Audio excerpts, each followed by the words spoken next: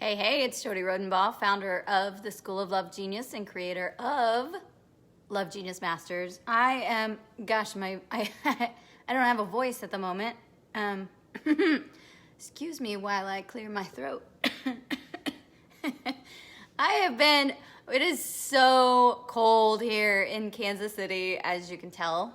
I don't normally wear my stocking hat or whatever we call these things and my scarf inside. Well, sometimes I do wear my scarf inside, but literally just got back from the grocery store, Costco run, and now I'm ready to talk to you. Today I'm going to talk to you about the genius of character. The genius of character. And the genius of character, as I'm sharing, guys, 1 second, please. There's all kinds of things going on in my house, too. You'll probably hear. My husband's down in the gym drilling some kind of something. Kids are unpacking groceries. The laundry is going. I got a kid coming out of the tub. We got all kinds of things going here, as you probably do on a Sunday evening. Genius of character. Here's what you need to understand. Your character is what is standing in the way of you actually creating a new reality in your relationships. Because your character is your identity, it's your personality.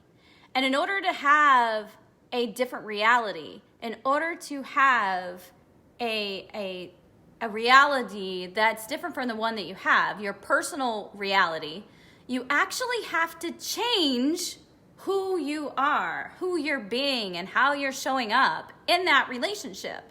And a lot of times people think it's the other person. They think, well, this is what they're seeing. They're seeing all of these symptoms in the relationship, and then those symptoms they feel are caused by that other person. Sometimes they start to take personal responsibility. They start to take ownership. But where the problem lies is no matter what, you have to change. Hey, Heather. You have to change a different part of yourself, a part of yourself. You have to change your identity because it's your personality that creates your personal reality. So whatever you're getting in your relationship is what you are being. Because remember, relationships are a mirror to you. Now, there's something that's standing in your way of that, okay? There's something that's standing in the way. Well, there's a few things.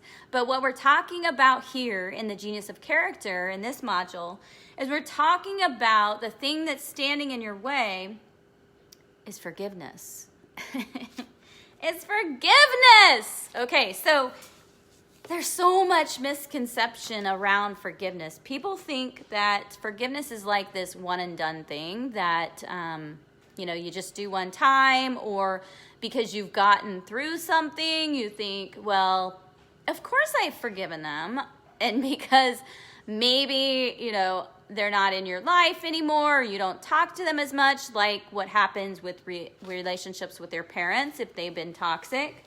You falsely believe that you have forgiven. Oops, I hadn't shared yet. Shoots. And that's just not the case. Forgiveness is actually a process. It is a process, and it's a ritual. It's kind of like, meditation is a daily practice.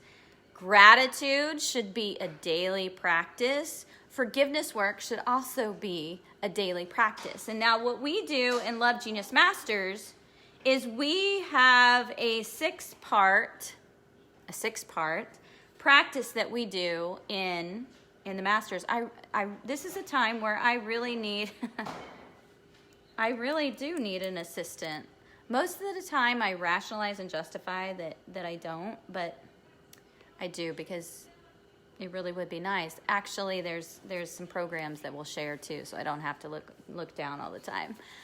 But forgiveness is the thing, and we have a 6-part process that we use in Love Genius Masters to teach you how to untangle from forgiveness. And I tell you what, most of the time, the person or the thing that needs to be forgiven, can you guess what that is? It's you. It's you, okay? All relationships are a mirror to you. I talk a little bit about the relationship with money. The relationship that you have with money is also a mirror to you. And that mirror is showing you, one, that you're either afraid and you're operating from an identity, from a character. You're playing a character that has a role based in fear. It's seeing through the eyes of fear as opposed to a role seeing through the eyes of love.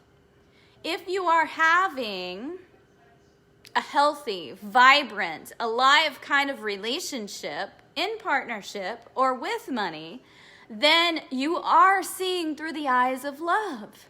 But if you have anything that's off, if it's okay one day and not okay the next, then it's off. You're truly seeing through the eyes of fear. Harlow, who's in there? Just 1 second. I gotta get a kid. Is that you, babe? Can you turn that down? Cause I can't hear myself talking. Can you turn that down? Thanks.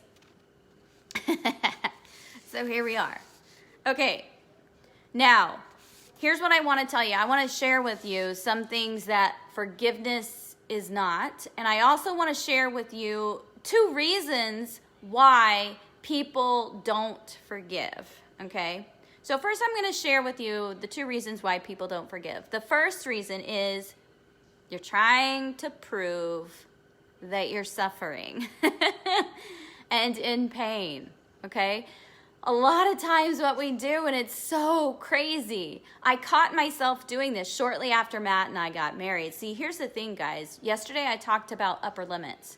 And when you hit a certain capacity in connection, in love, with money, you can't withstand that. It's like you only feel that you're worth a certain amount. It's kind of like having a thermostat inside of you.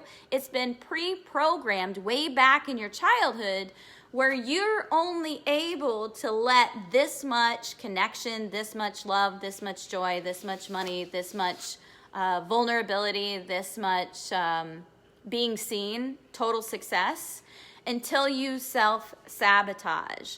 And that's what happens when you hit this upper limit problem. And so what I noticed after Matt and I got married is I started to go back into these upper limit issues that hadn't been there in the whole 5 years that we've been together. But the second we get married, it's like a trigger. It triggers you into believing that subconscious programming in you that on some level, you're unworthy of having this relationship. And if you don't know how to get out of that, if you don't know how to rework that system, rework that process, reframe everything, you'll get swept back under the rug based in that hook of the subconscious mind bringing you right back. A lot of times you will see after people fall in love that they get really lazy, they become really lazy lovers, and they start gaining weight. This is part of the upper limit problem. It's not just that now they're going on dates and they're eating a lot more out and things of that nature, although it sometimes is that you're going out on dates and you're going to restaurants more and things of that nature. But really it's an upper limit problem. It's like there's this, well, it's not like, it is like. You've got that mechanism inside of you that says, oh, okay, well, if you're going to turn the dial up on love, then something else has to give. Either you're going to lose some money some way, or you're going to get chunked out, get fat, whatever. It's basically that little, I call it the little shit sometimes, but really it's your inner child, that inner wound system that's bringing you back a dial. It's bringing you back, trying to get you at that comfortable, familiar state, okay? We don't want to do that. And so what happens in relationship is I will find all the time people in relationship are competing to see who's more miserable. So Matt and I here's an example of that. Matt and I use a sleep app. And so we will compare our sleep cycle the night before. Well, Matt sometimes snores, and of course it interferes with my sleep a lot of the time. So I'm finding myself comparing that, and if he has a bad night's sleep, I will one up that. This is what happens if you're not aware of it. I will find myself trying to one up, trying to prove that, oh, I'm more miserable, and I'm more miserable because you are the cause. So if you don't stop yourself, I'm now getting a little hot because now that I've been in from the grocery store and in from the outside that's freaking cold, now I'm all warmed up. So that's the first deal. The second deal, why people don't forgive, is because they want to punish and hurt that other person because in a way that punishes and hurts them. Now, here's the truth of that. You're not punishing them. You're punishing you. Forgiveness is freedom for you. Forgiveness is freedom for you, not for that other person. Although, as an effect, that other person is free too because you've let go of the rope. You've let go of the attachment. It's kind of like the tug of war. Remember, like back in middle school or whatever, when they had that big thick tug of war, that big thick rope. And if you are any kind of boot camper or CrossFitter, you know the ropes that we're talking about, the big, huge ropes, right? They're good for some things. They are not good for relationship, not even with your spouse. We do not want to be attached to even our spouse with a rope. We want to maintain our interdependency, not codependency with our spouse. So a lot of times people think that, oh, well, if I hold on to that, what that's called is a grudge. What that's called is resent. And what that does is it kills relationships. It causes divorces. It causes misery. Now, who is that misery caused toward? You, and by effect, that other person. So we're not doing anybody a favor, and especially you, by punishing the other person for hurting them and punishing them, for hurting you and punishing you. It does nothing because, remember, every relationship is a mirror to you. It's a mirror to you. So what essentially happens is if you don't forgive, you are being a perpetrator to yourself. You're punishing yourself. You're creating misery. That's why it's really important to go through the process of forgiveness on yourself. Because we're making all kinds of stupid decisions in relationship. We're human, having a human experience.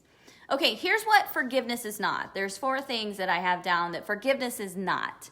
Okay, forgiveness does not mean that you agree to whatever the situation was. Forgiveness is not, and I will tell you this, the most profound time in my life where I have had to use forgiveness is with the doctor who, at his hands, my husband died. Okay?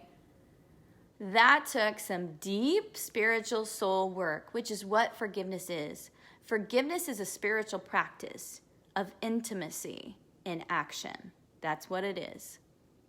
A spiritual practice of intimacy in action. Now remember from yesterday, the definition and how we define intimacy is into me see. Into me see.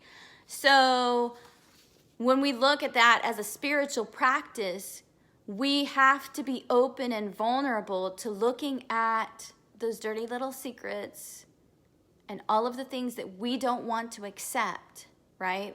There's so many people who would have gone through the experience that I've gone to, and they still 10 years later haven't let the rope down. They're still holding anger and resent and unforgiveness for that situation, for that circumstance, to that person. No. Doesn't mean that I agree with it. No. Doesn't mean that I agree that, a doctor shouldn't be held accountable. No, absolutely not. What it means is that my happiness, my freedom will not be attached to his decisions. Second thing, forgiveness is not a sign of weakness. Forgiveness is a sign of power. When you forgive, that's your power. That's your power. The biggest thing that forgiveness does is it helps us with, I think it was, what was it? Day 2, the genius of choice. You get to choose. The greatest choice that we've been given is the free will to choose, okay? Anytime you don't forgive somebody, you're holding them hostage, and you're holding yourself hostage too. What we want to do is live and let live, right? You do your thing, I'll do mine. You do your thing, I do mine. Even in relationship, even in marriages, we can't make decisions, important decisions, by continuing to have our spouse's agreement. Relationships, I was going to say spouse-ships, but I guess that's not really a thing. Marriages, that's the word you're looking for, Jody. Marriages are not about getting the other person's permission, not about getting the other person's agreement. None of that, okay? It's about you making personal decisions that are best for you, because if those decisions are best for you, they're also going to be best for the relationship.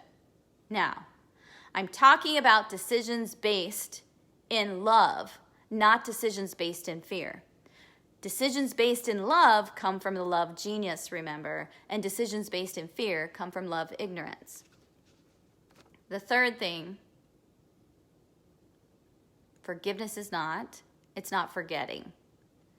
In relationship, if you are in, let's just say if you're in a toxic relationship, right, where you have some right to defend yourself, but you keep banging your head against a wall, and you're not claiming a stance for what you truly desire and what you need, and calling it what it is.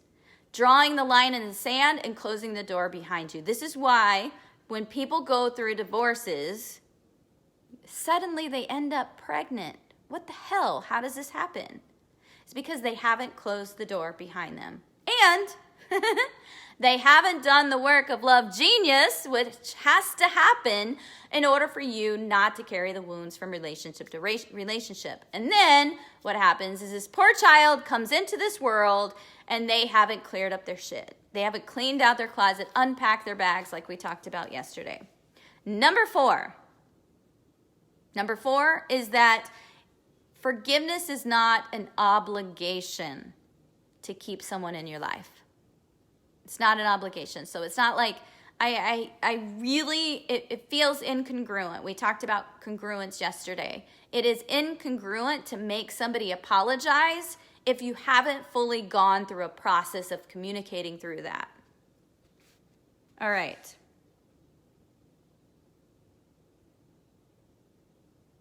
I think that's all that I wanted to talk to you about today. In our guide that we have, and let me see. Did I put that on there? No. I'm getting ready to throw in the guide link, and if you want to know how to work through that process and start chiseling away some of the forgiveness work that needs to happen, and I will tell you, if you are having any kind of communication issues, if you are having any kind of feelings like you have to keep some things secret in your relationship, if you feel like you're walking on eggshells in your relationship, if you feel freaking confused because you don't know what the heck you guys have been doing for the whole time you've been together, you have some forgiveness work to do. If you are in a relationship and things are going pretty well, but you had a jacked up childhood, you need forgiveness work, because it will creep up and smack you in the back of the head or across the face or something if you haven't yet worked through that process. So I'm going to throw the link in here now, and tomorrow we're going to be working on the genius of clarity, which is what everybody wants in relationship if you're in an unhealthy relationship or relationship that is stagnated. You want clarity. You want to know, do I stay? Do I go? What decision do I make? What do we do about A, B, and C? Some of you are very committed to staying in your marriage, but you don't want to stay in your marriage miserable for the rest of your freaking life. You want to actually understand what's going on. You want to get to the core cause of the problem. You want to experience intimacy, intimacy, untangle that, unpack the bag. If that's you, then go ahead and download the guide that I'm about to put in here now. And also, if that is you and you want to explore further, I'm going to also throw in for you to have a breakthrough call with me. And I have, looks like Monday, Tuesday, and possibly sometimes on Wednesday for you. So I will see you tomorrow for day 6 of the 7-day Love Relationship ReVibe. Much love and enjoy your Sunday evening.